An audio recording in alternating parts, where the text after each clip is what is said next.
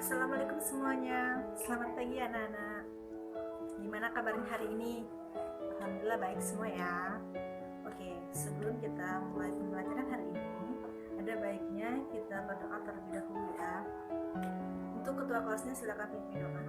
Oke, sebelum kita mulai pembelajaran hari ini, Ibu akan mengucapkan kehadiran kalian semua ya. Nah, siapa yang hadir hari ini? Hadir semua ya, bagus. Semuanya hadir hari ini ya. Semangat belajarnya. Nah, hari ini kita akan mempelajari tentang ciri-ciri makhluk hidup dan benda hidup. Sebelum kita masuk materi ini, sekarang Ibu ingin menanyakan kepada kalian ya. Nah, manusia, tumbuhan, serta hewan itu termasuk makhluk hidup apa benda tak hidup sih?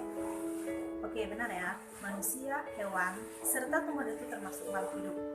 Kalau misalkan meja, kursi, batu, papan tulis, itu termasuk benda tak hidup atau benda makhluk hidup? Oke, itu termasuk benda tak hidup ya. Dari kedua hal tersebut, ada nggak sih perbedaannya antara manusia sama meja? Yuk, siapa yang bisa menjelaskan ya? Oke, benar ya yang dijelaskan oleh teman kalian tadi. Ada beberapa ciri-ciri dari makhluk hidup, yaitu yang pertama yaitu makhluk hidup itu bisa bernapas, sedangkan benda hidup itu tidak bisa bernapas ya. Yang kedua yaitu makhluk hidup itu dapat bergerak, sedangkan benda hidup tidak bisa bergerak. Yang ketiga yaitu makhluk hidup itu berkembang biak, sedangkan benda hidup tidak bisa berkembang biak. Yang keempat yaitu makhluk hidup membutuhkan makanan serta minuman, sedangkan benda hidup tidak membutuhkan makanan dan minum. Yang kelima yaitu makhluk hidup itu tumbuh dan berkembang, sedangkan benda hidup tidak tumbuh dan tidak berkembang. Yang keenam yaitu makhluk hidup itu dapat beradaptasi terhadap lingkungannya, dan benda hidup tidak bisa beradaptasi terhadap lingkungannya karena dia hanya diam ya. Dan yang ketujuh yaitu makhluk hidup itu peka terhadap rangsangan, sedangkan benda hidup tidak bisa peka terhadap rangsangannya. Dan yang terakhir yaitu makhluk hidup itu mengeluarkan sisa-sisa zat atau ekskresi, sedangkan benda hidup tidak mengeluarkan sisa-sisa ekskresi. Sebelum kita lanjut ke materi yang lebih lanjut lagi, di sini Ibu akan menyampaikan sedikit tujuan pembelajaran kita hari ini. Yang pertama yaitu Ibu harap kalian dapat menjelaskan pengertian dari makhluk hidup dan benda hidup. Yang kedua yaitu Ibu harap kalian dapat memberikan contoh dari makhluk hidup dan benda hidup yang ada di lingkungan sekitar. Yang ketiga yaitu Ibu harap kalian dapat menjelaskan 8 ciri-ciri makhluk hidup. Yang keempat yaitu Ibu harap kalian dapat menjelaskan ciri-ciri dari makhluk hidup dan benda hidup. Yang kelima yaitu Ibu harap kalian dapat membuat tabel identifikasi ciri-ciri dari makhluk hidup dan benda tak hidup yang ada di lingkungan sekitar. Yang keenam yaitu Ibu harap kalian dapat menyajikan hasil observasi tentang ciri-ciri makhluk hidup dan benda tak hidup itu di dalam tabel. Dan yang terakhir yaitu Ibu harap kalian dapat mempresentasikan hasil dari observasi yang telah kalian lakukan, yaitu tentang ciri-ciri dari makhluk hidup dan benda tak hidup. Di sini Ibu akan menjelaskan sedikit tentang klasifikasi makhluk hidup. Nah, klasifikasi makhluk hidup itu adalah suatu pengelompokan atau pemilahan makhluk hidup berdasarkan kesamaan dan ciri-ciri yang dimiliki. Nah, contoh dari makhluk hidup itu sendiri seperti mikroorganisme berupa bakteri, hewan, manusia, dan tumbuhan.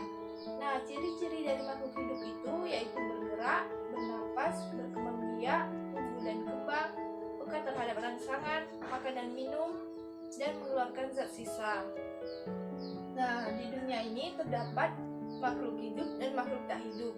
Nah, makhluk tak hidup itu atau yang disebut sebagai benda mati yaitu berupa meja, kursi, rumah, papan tulis, dan masih banyak lagi. Nah, sampai di sini ada yang ingin ditanyakan? Ada. Baiklah Bu, saya ingin bertanya, apakah kuku itu termasuk ke dalam makhluk hidup atau makhluk tak hidup?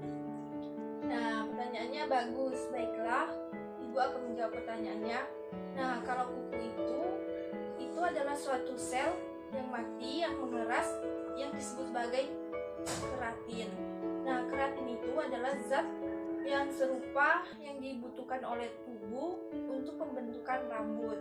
Nah, di sini Ibu juga ingin bertanya kepada kalian, apa tadi ciri-ciri dari makhluk hidup? Yang pertama, bergerak, bernafas, berkembang biak, tumbuh dan kembang, makan dan minum, peka terhadap rangsangan, dan mengeluarkan zat sisa. Nah, jadi di situ kesimpulannya kalau kuku itu tidak bergerak, tidak berkembang, tidak tumbuh dan kembang, tidak berkembang biak, tidak makan dan minum, tidak peka terhadap rangsangan, dan tidak mengeluarkan zat sisa. Jadi kesimpulannya, kuku itu adalah sel mati yang disebut sebagai keratin dan bukan makhluk hidup dan bukan juga makhluk tak hidup. Ibu akan memberikan tugas kepada kalian untuk mengamati lingkungan sekitar sekolah untuk menentukan apakah di lingkungan sekitar sekolah itu terdapat makhluk hidup atau makhluk tak hidup. Nah, di sini Ibu akan membagikan sebuah LKS kepada kalian untuk kalian kerjakan. Nah, setelah kalian mengamati di lingkungan sekitar sekolah, Ibu meminta kepada kalian untuk berdiskusi kepada kelompok kalian mengenai apa yang sudah kalian amati di lingkungan sekitar sekolah. Nah, setelah itu, Ibu meminta kalian untuk mempresentasikan hasil diskusi kelompok kalian kepada teman-teman kelompok lain. Sampai di sini paham? Paham?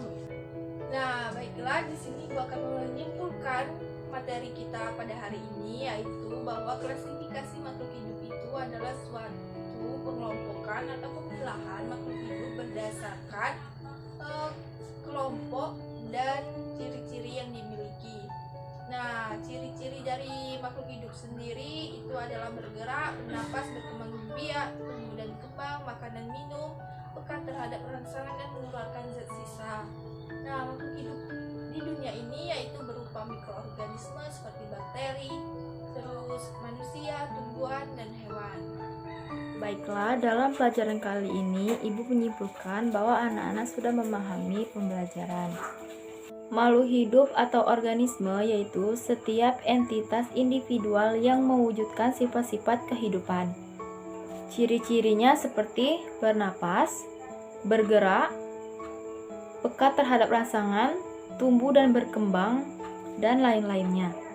Dan contohnya seperti manusia, hewan, dan tumbuhan. Sedangkan benda tak hidup yaitu benda yang tidak hidup atau yang tidak bergerak.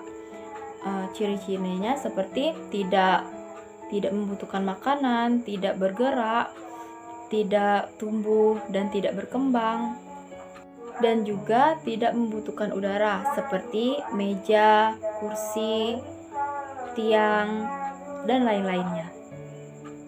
Bagaimana anak-anak? Sudah jelaskan tentang materi kali ini?